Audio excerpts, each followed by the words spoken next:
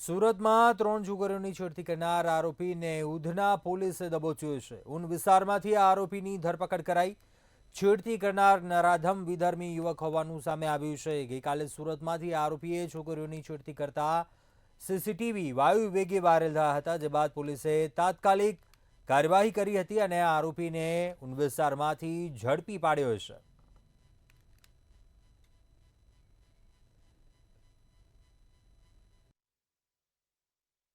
लगभग 700 થી વધારે સીસીટીવી અમે આમાં ચેક કર્યા છે અને છેવટે પોલીસને સફળતા મળી હતી। જે આરોપી છે એ ચાલતો જતો હતો સીસીટીવીમાં અને જે નાની નાની ગલી કૂંચીઓ છે એમાં અલગ અલગ વિસ્તારમાં ફરતો રહેતો હતો। એને સતત ફોલો કરી રહ્યા હતા અમે અને સતત ફોલો કરીને છેવટે આરોપી સુધી અમે પહોંચી શક્યા હતા। આરોપી છે એનું નામ નઈમુદ્દીન ઉર્ફે અરમાન અબ્દુલ જબ્બાર છે। એ પોતે 19 વર્ષનો છે, મજૂરી કામ કરે છે।